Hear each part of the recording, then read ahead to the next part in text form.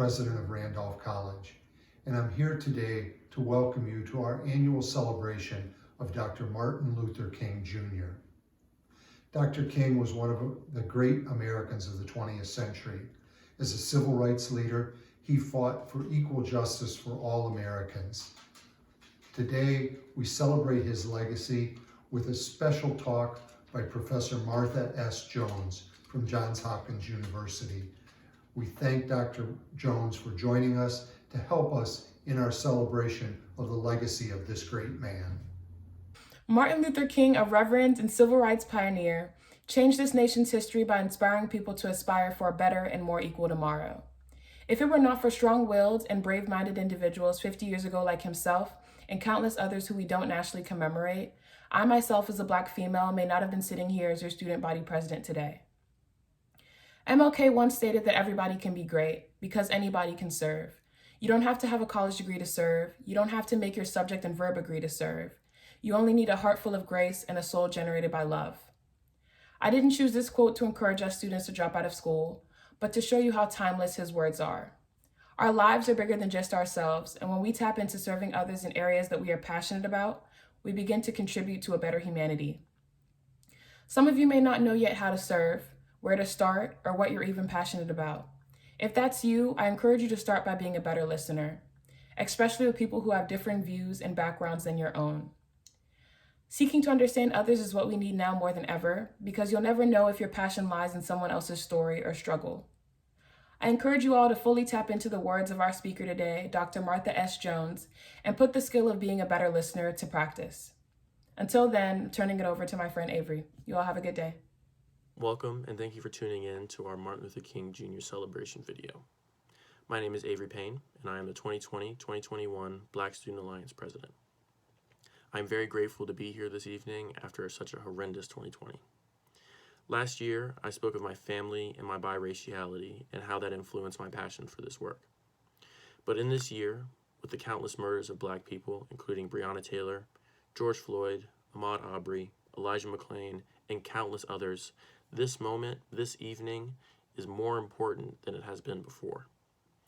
During the 1960s, Martin Luther King Jr. and others set a precedent with their activism through community organizing, preaching accountability, preaching the danger of not having a reckoning on race in America, and showing that this work will continue until we address all our racist systems.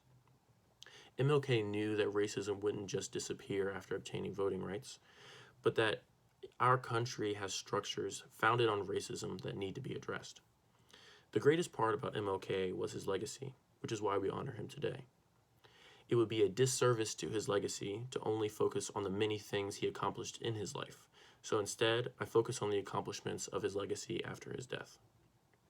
The advocacy and justice that MLK sought to establish would be wasted if we didn't seek to carry the torch and continue the fight.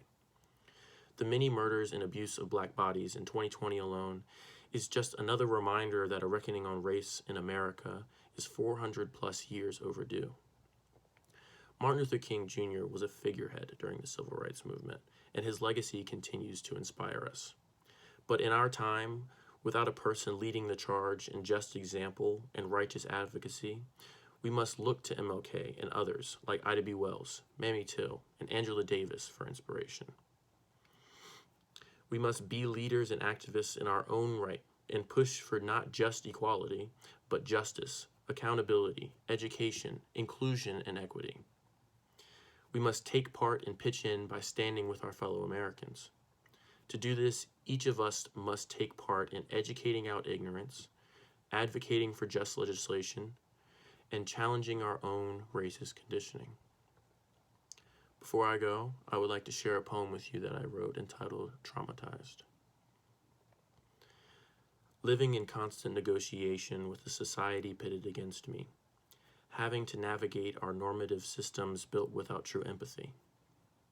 Whether my inherent identities be visible or invisible to our condition, as an other I have existed in a system built to take away my volition. From experiments on Black bodies that inform our current medical practice, to rhetorical intellectual injustice that pursues policies that are fractious. We have been fed continuous disillusions of what is our freedom, while the lost causers have enacted policies that require us to need them. But what they are not yet aware of is the strength being built in isolation. Their ignorant historical revisions have fueled our powerful indignation. The battle for truth, love, and liberty reminds us of our horrible racist trauma.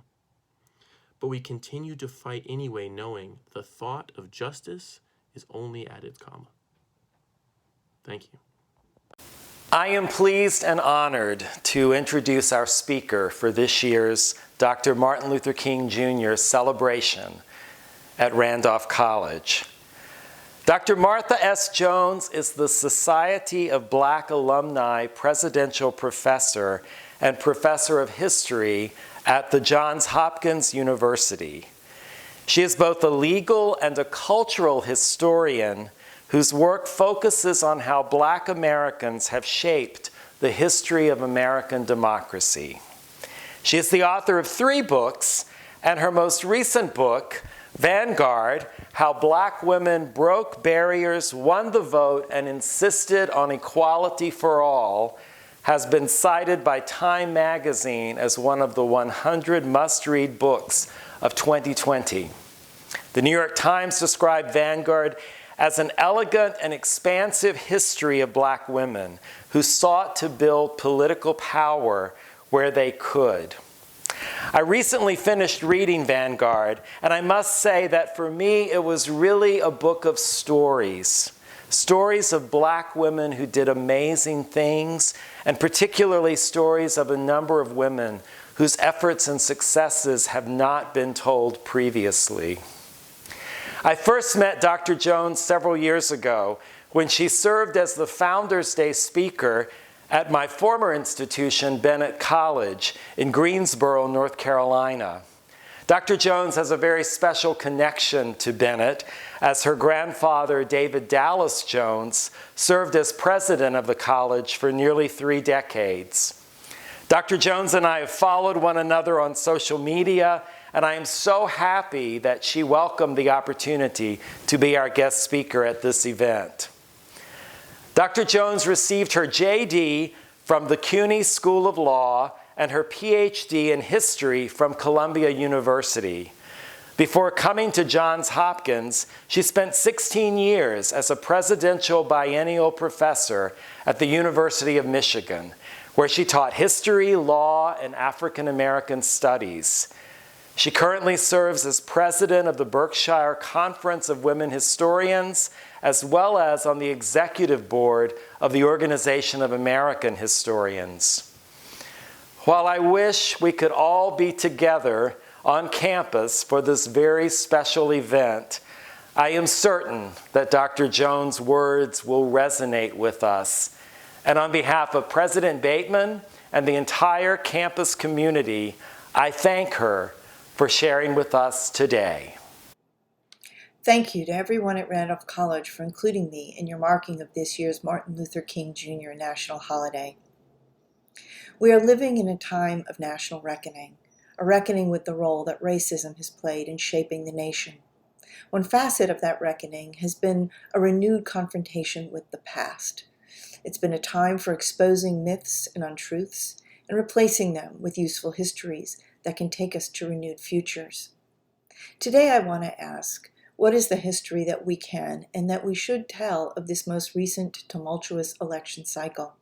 A period that has stretched from the crowded primary debate stages of 1 year ago all the way through to a November election day that stretched across weeks, punctuated finally with a runoff election of 2 U.S. senators in the state of Georgia in early January. When I tell you that the history of this election cycle is a history of African American women, that will not, I hope, come as a complete surprise. But how we arrived in 2020 with a national politics being driven by Black women candidates, organizers, and operatives is apparent. Yes, we can point to some remarkable, path-breaking women, Vice President-elect Kamala Harris and leader Stacey Abrams being among them. But these are not women whose politics have emerged newly in the 21st century. They're not wholly exceptional figures. They are not unicorns, mythical beings who defy our understanding. Instead, they are women who have emerged out of 100 years of Black women's hard fight for full membership in the body politic, forged by Black women during the years that they were disenfranchised, marginalized, and counted out of American politics. It is, by all accounts, a remarkable story, and one with lessons for our own time about what it can take to be heard, to be counted, to be inside and not out in a democracy. Just 100 years ago marked the passage of the 19th Amendment to the U.S. Constitution, the so-called Women's Suffrage Amendment. Let's start there to appreciate how far we've come. Now, I'm not someone who's been eager to celebrate this centennial year. When we appreciate what an open secret Black women's disenfranchisement was in 1920, the facts of the 19th Amendment fit awkwardly with events that feature light shows or period costumes, marching bands. Members of Congress who promulgated the 19th Amendment, state lawmakers who ratified it, and suffragists themselves all understood terms prohibited states from strategically using poll taxes, literacy tests, and understanding clauses to keep Black women from registering to vote. Nothing in the new amendment promised to curb the intimidation and violence that threatened Black women who came out to polling places. Voting rights and voter suppression went hand in hand in 1920. So when I'm asked why I stayed home from the celebrations last year, I note that the centennial of the 19th Amendment marks a milestone in the American story of voting rights. I add that remembering that era of voter suppression may indeed help us to see more clearly how ballots are still being withheld from Americans in our own time. It may even encourage us to recommit to the ongoing work of ensuring the voting rights of all Americans. And I'm eager to contribute the stories of Black women to our collective understanding of the 19th Amendment. But as a nation, we're not yet ready for that grand promise of voting rights for all still remains on the horizon. So what happened in August 1920 when the 19th Amendment became part of the Constitution? Let's start with two myths. When it comes to the story of women's suffrage in the 19th Amendment, there are two that dominate. The first is that when the amendment became law, all American women won the right to vote. We even hear that women were thereby guaranteed the vote. On the contrary, no Black American women gained the vote in 1920, that racism kept Black women from the polls. So here, as we've just marked the anniversary of the 19th Amendment, it's time to replace those myths with history. Voting rights in America have always been born of struggle, and the battles waged 100 years ago for a constitutional right and against Jim Crow echo in 2020 as American women continue to work against and for full access to the polls. In August 1920, the U.S. Secretary of State certified that the 19th Amendment to the U.S. Constitution had been ratified by the required 36 states. It took another week, but the amendment became the law of the land. The right of citizens of the United States to vote shall not be denied or abridged by the United States or by any state on account of sex. Now, what precisely did that mean for American women? Well, for men violated the Constitution. Still, the 19th Amendment did not promise women the vote. State laws still kept women from the polls based upon age, citizenship, residency, mental competence, and more. The women who showed up to register in the fall of 1920 confronted many hurdles, even if sex wasn't one of them. One additional barrier to women's votes persisted even after a federal amendment. It was true that the 15th Amendment in 1870 had expressly forbid states from denying the vote because of race. But by 1920, lawmakers in the South and West had set in place hurdles that, while silent about race, had the net effect of disenfranchising Black Americans. Poll taxes, literacy tests, and grandfather clauses had effectively kept many Black men from casting their ballots since the 1890s. Unchecked intimidation and the threat of lynching, local voting officials effectively constructed a color line without ever invoking race. So did American women win the vote in 1920? Not all women. African American women in too many states became mere equals of their fathers and husbands. State laws disenfranchised them in an end run around the spirits of the 15th and 19th Amendments. Registration numbers reflected the effects of discriminatory laws. In fall, women presented themselves to voting officials, but many found the books closed. And still, they voted. The first waves of Black women voters were unleashed as individual states made women's suffrage the law. In California, starting in 1911, Illinois in 1913, and New York in 1917, Black women were experienced voters by 1920.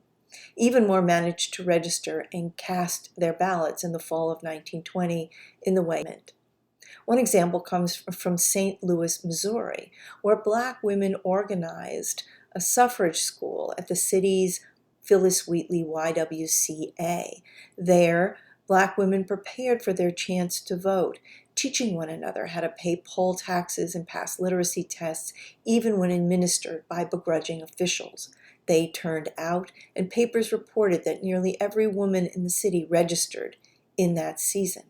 And it mattered because Black Americans in St. Louis in these years were engaged in a struggle at the polls, not only to cast their ballots, but to defeat ballot initiatives that were setting in place new, strict segregation laws that would divide the city across a color line. In Daytona, Florida, there, educator and National Association of Colored Women's Clubs leader Mary McLeod Bethune traveled the state in 1920 to encourage Black women to register. She was confronted by brutal opposition each step along the way. Black women managed to join the voter rolls, but the intimidation continued, and on Election Day Eve, white-robed Ku Klux Klansmen marched onto the grounds of Mrs. Bethune's girls' school in Daytona, aiming to scare her faculty, and the Black women of the city. The next day, Mrs. Bethune was determined. She turned out, along with scores of Black women in Daytona, but the intimidation persisted in the years to come. Black Floridians learned to expect white supremacist violence would greet them on Election Day. By 1922, their hopes of getting to the polls were violently dashed. So when Black women in the fall of 1920 looked out across the national landscape and they saw what had happened, they understood that voting rights was an uneven patchwork at best. Too many of them, especially in the American South, still were without voting rights. What to do? Hallie Quinn Brown was president of the National Association of Colored Women in 1920 and was charged with leading Black women forward. She set her sights on securing federal legislation that would give teeth to the 15th and 19th Amendments and would override the state laws that were still keeping Black women from the polls. She turned to Alice Paul, who was the head of the National Women's Party and who had been critical in her radical leadership, her strategies and her tactics. Paul had been of the 19th Amendment in 1920. Hallie Quinn Brown suggested that the National Women's Party and the National Association of Colored Women's Clubs join forces and together work toward federal legislation that would fulfill the promise of the 19th Amendment. Alice Paul declined, folded up the National Women's Party, and moved forward to work on winning an Equal Rights Amendment for American women. Black women were left on their own. They were left on their own to build a new voting rights movement, one that took 45 years until 1965, and the success in that year at winning the Voting Rights Act. What did that movement entail? Well, it entailed, first and foremost, that ground game of American politics that had been exemplified by women in St. Louis and in Daytona, Florida. Here, Black women, when they could, as they could, registered to vote, turned out to the polls, and began to use their force there to influence the outcome, particularly in state and local elections. The most vivid example comes from the city of Chicago, where Black women were able, indeed, to move the needle when it came to electing local officials, and ultimately Oscar DePriest to the U.S. Congress in 1928, the first African-American man to be seated there since 1901. So there was the ground game in this new movement. Secondly, there was a legal campaign, and here Black women were among those on the team, led by the NAACP and ultimately its Legal Defense Fund, a campaign that struck down in the courts poll taxes, grandfather clauses, and whites-only primaries. Here, this was a campaign that chipped away at the edifice of Jim Crow, clearing the way for Black Americans to increasingly get to the polls. And then finally, of course, by the 1940s, there was the emergence of the all-important grassroots movement, the civil rights revolution that brought now not dozens, but hundreds and thousands of Black Americans, including Black women, to the streets to bring pressure upon both local officials, but officials in Washington to finally win the Voting Rights Act in 1965.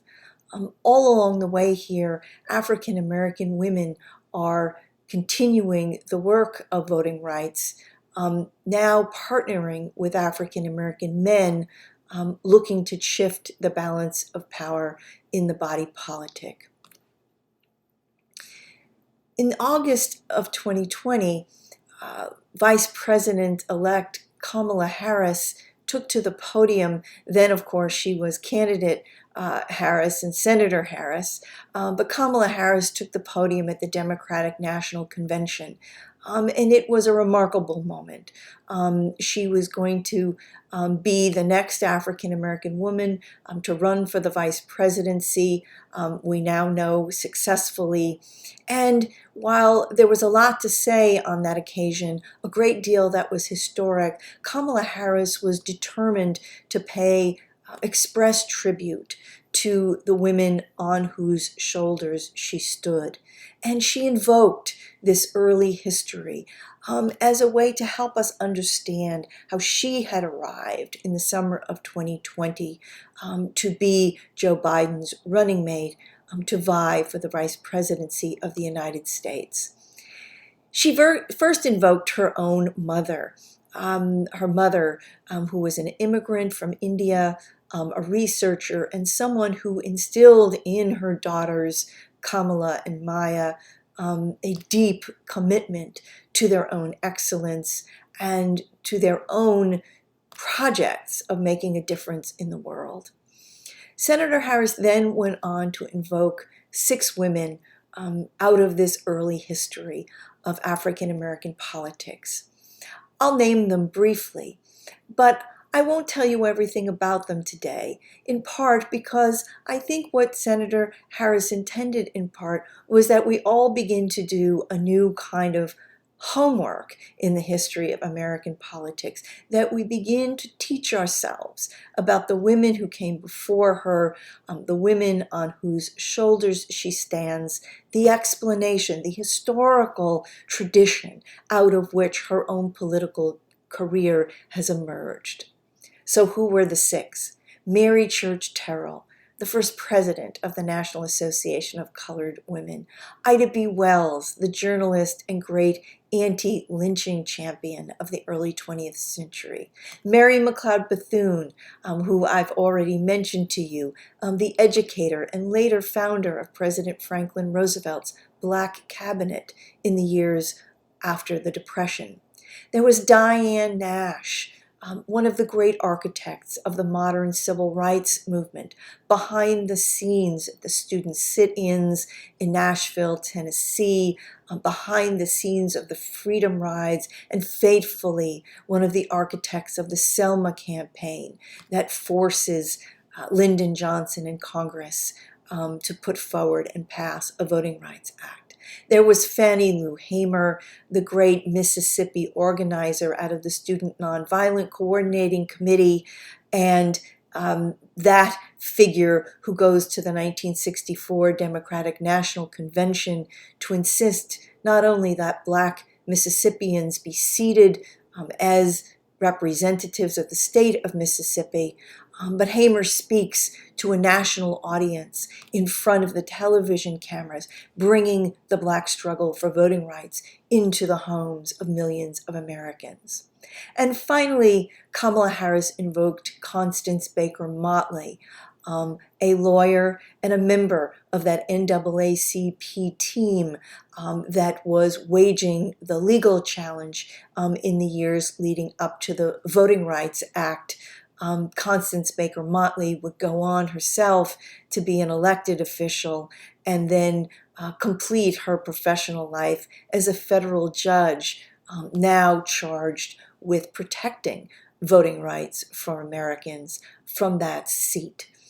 This history is a far cry from the mythologies that have long enshrouded the 19th Amendment. It is far from a history of all women voting on the one hand and no Black women voting on the other. And at the same time, it is a profoundly instructive history that helps us appreciate how women like Kamala Harris, Stacey Abrams, and so many others had come by 2020 to exert such decisive force in American politics. That work is not done, and it is our charge in these weeks, months, and years to come to know that history better, to understand these figures in our own midst, and to continue to raise the bar high and find our own places in the ongoing struggle for voting rights in the United States. Thank you all very much again for having me with you to celebrate the King holiday. I look forward to the opportunity to see you all in person next time. Good evening. I am Hector Hendricks, serving presently as the Interim Chief Diversity Officer. This Martin Luther King Jr. celebration this afternoon has been a momentous occasion for several reasons. Number one, this program marks the first major program or event for our Randolph community, for our Randolph College community to come together to celebrate the life and contributions of Martin Luther King Jr. Second, to have an amazing keynote speaker, Professor Martha S. Jones, who is a noted American scholar, American historian, and a professor. Professor Jones, we give you special thanks for your coming to the Randolph College, appearing to the Randolph College this afternoon, for you enlightening us with a profound message, and for also inspiring us, educating, and also motivating us in this community. Special thanks to President Bateman for his unconditional support and guidance in making sure that Randolph College is an inclusive community. Special thanks to Keely Tuggle and the OCR department for their undying support and in making sure that we virtually had this wonderful, momentous occasion. To the dais guests that I've been serving with and the voices on this program, Steve Willis, Zachariah Avery Payne, and Renita Opoku. Special thanks to you for your words and your presence this afternoon.